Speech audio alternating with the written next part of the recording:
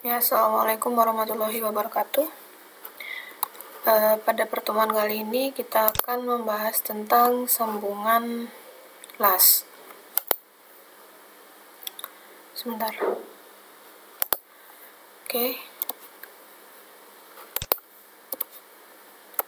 Ya, secara umum ya, sambungan las merupakan jenis sambungan tetap, sama seperti paku keling atau rivet kemarin. Dia adalah sambungan tetap, jadi cara melepasnya dengan cara dirusak.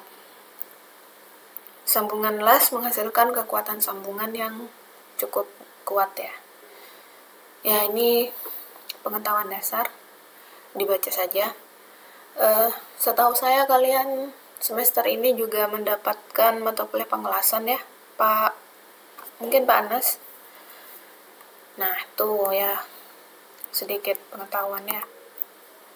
Ini cara pengelasan, saya yakin kalian lebih paham. Benda kerja yang akan disambung disiapkan lebih dulu. Kemudian pengelasan dilakukan dengan memanaskan material pengisi dan seterusnya. Bisa dibaca sendiri. Secara umum simbol pengelasan seperti ini ya. Yang terlihat di ini kalau di gambar teknik cara simbol pengelasan seperti ini. Kenyataannya nanti akan seperti ini. Jadi ini adalah simbol pengerjaan pengelasan. Selanjutnya tipe sambungan las. Sama seperti paku keling, ada yang namanya lap joint dan ada juga yang namanya butt joint. Lap joint seperti yang saya bilang di paku keling, lap joint itu overlapping plat, jadi platnya ditumpuk overlap. Di sini lebih dikenal dengan nama fillet joint. Kalau di las ya, fillet joint itu maksudnya lap joint. Ada beberapa tipe fillet joint. Yang pertama single transverse fillet, yang kedua double transverse fillet, dan yang ketiga paralel. Kalau single bisa diperhatikan di gambar yang ini sebelah kiri, dia dilas hanya di satu sisi saja, ini ya. Kalau double berarti ada dua begini. Sedangkan paralel, dia paralel ada dua las yang saling paralel seperti itu. Bisa single, bisa double. Selanjutnya ada butt joint. Butt joint itu ujung plat, sama kemarin kalau paku keling itu juga ujung sama ujung, cuman ditambah plat atas sama plat bawah. Kalau paku keling kan tidak bisa kamu menyambungkan dua plat ujung sama ujung seperti ini. Kalau di las bisa nyambungkan butt joint ujung sama ujung seperti ini tanpa bantuan plat lain gitu. Ya, pengelasan pada bagian ujung dengan ujung dari plat. Pengelasan jenis ini tidak disarankan untuk plat yang tebalnya kurang dari 5 mili dan seterusnya. Untuk plat dengan ketebalan plat 5-12,5 mili, bentuk ujung yang disarankan adalah tipe V atau U. Ini U, ini U, ini V. Oke, next. Sambungan yang ketiga tipe corner ya, las sudut. Seperti ini corner joint, edge, ujung, dan T-joint. Nah, itu tipe-tipe sambungan las. Kemudian kita perhatikan kekuatan sambungan las. Bagaimana sih kekuatan sambungan las itu diukur dari apa? Yang pertama untuk tipe sambungan fillet joint atau lap joint. Ini kalian baca sendiri. Yang ini, yang atas.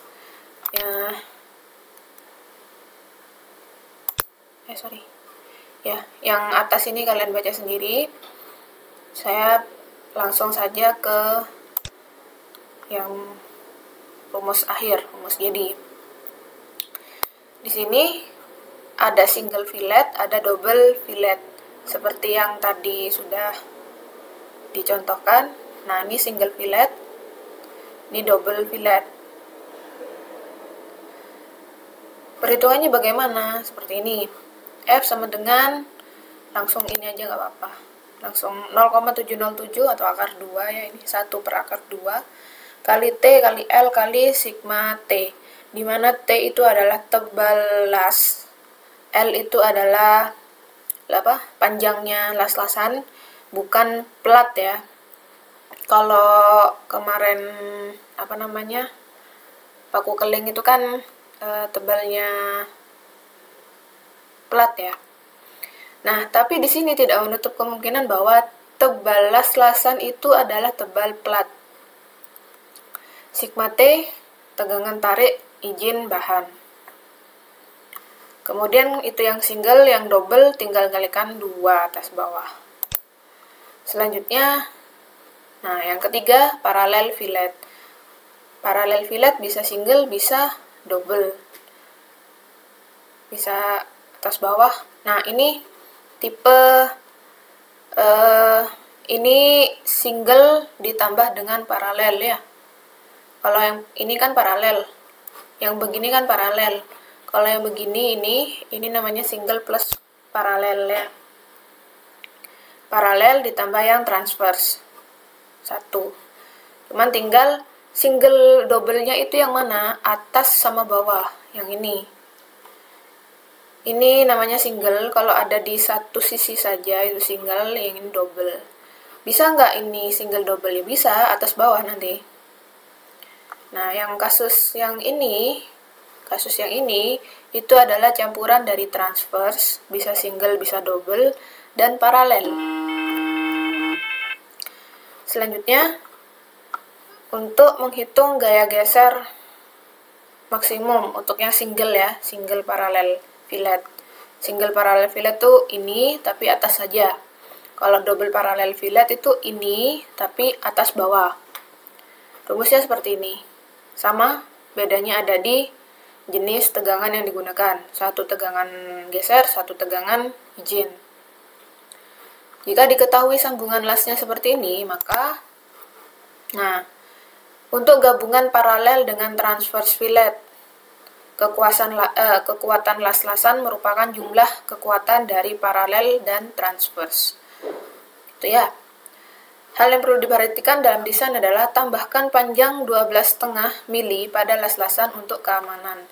Jadi misalkan ada soal, ada studi kasus ya, di mana kita disuruh untuk menentukan berapa sih panjang las-lasan yang cukup biar kuat.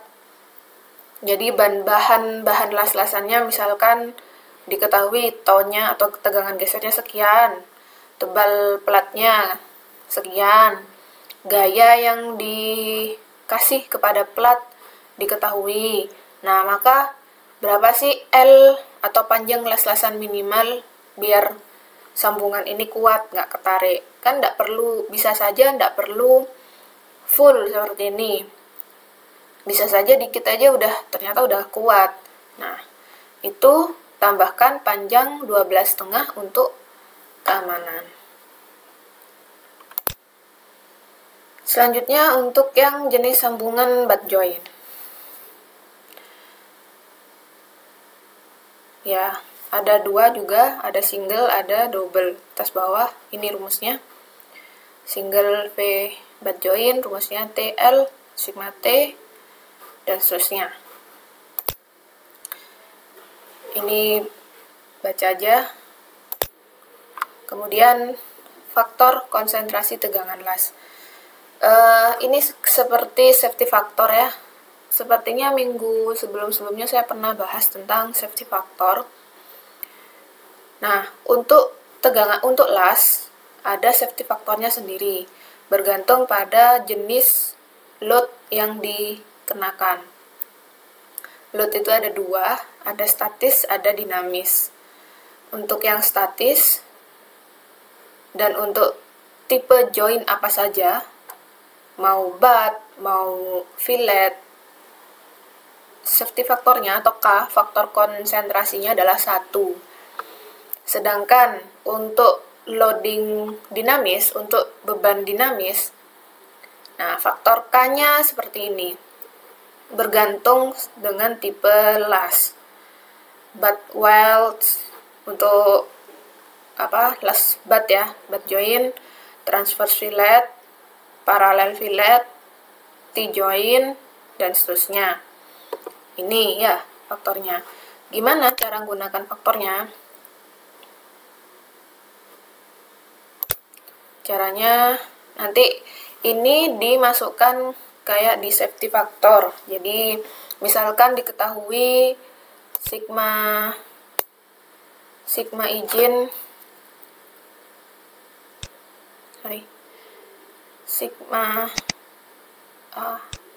sigmanya misalkan 1000 ya katakanlah.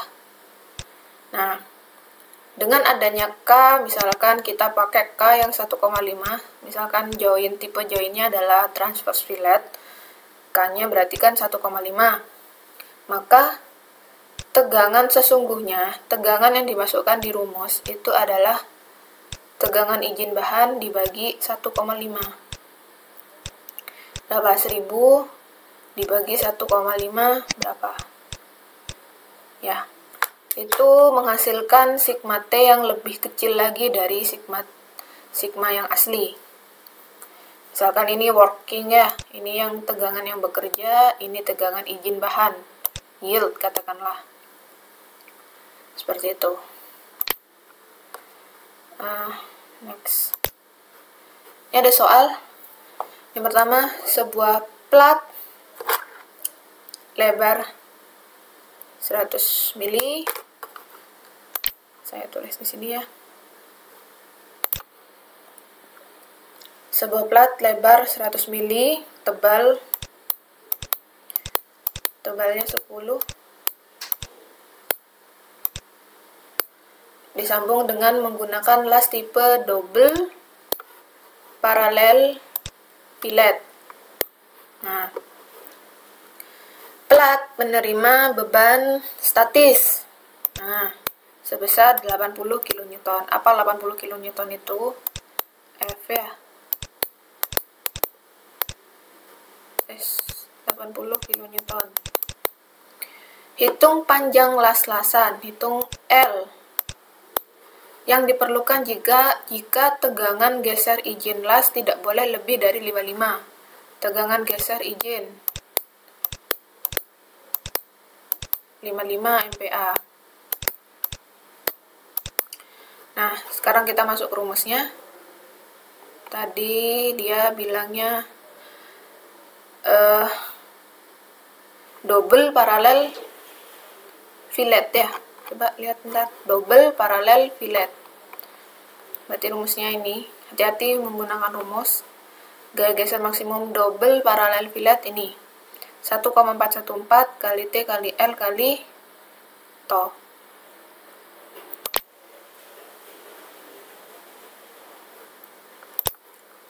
F sama dengan 1,414 kali T kali L kali TO ya.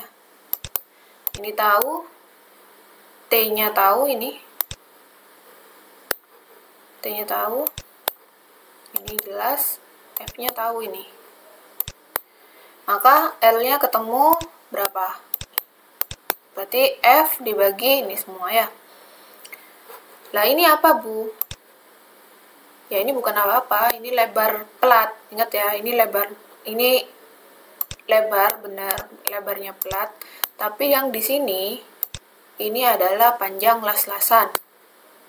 Bedakan. Nanti ketemu berapa? Nah, berarti panjang yang panjang yang disarankan adalah L ini ditambah 12,5. Oh ya, tadi ada yang ketinggalan satu. Ini kan beban statis ya. Beban statis, maka tegangan yang dimasukkan di sini adalah ini 55 ini tegangan izin dibagi dengan K. Berhubung ini beban statis, maka K-nya adalah 1. Maka tegangan geser yang dimasukkan di rumus sama dengan tegangan geser izin las. seperti itu. Itu contoh ya. Nomor 2, silakan kerjakan sendiri. Di sini, nomor 2 ini, dia tidak memberikan F. Seperti nomor 1 ini kan jelas F-nya adalah 80 kN. Di sini dia tidak memberikan F, tapi dia memberikan tegangan izin maksimum. Adalah 700 kg per cm kuadrat. Jadikan Newton dulu, kalikan 10, berarti 7000. Kemudian kalian tahu bahwa sigma itu rumusnya adalah F dibagi A. Sigmanya tahu 7000 nanti ya. Kalikan gravitasi 10, jadinya 7000 Newton per cm kuadrat. 7000 A-nya adalah lebar plat kalikan tebal. Karena ini apa nih? Double transverse fillet ya. Jadi dia kan begini. Sebentar ya, saya gambarkan dulu.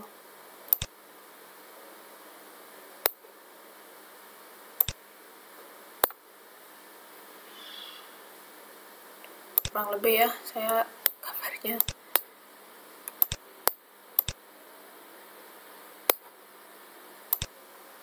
Seperti ini ya. Nah, double transverse fillet itu kan berarti ini dilas sepanjang sana, dan ini juga dilas. Nah, berarti sisi luasan yang mengalami tarik adalah sisi ini kan, dimana luasan persegi ini, persegi panjang ini adalah tebal plat kalikan lebar. Kalau panjangnya kan ke sana, ini panjang.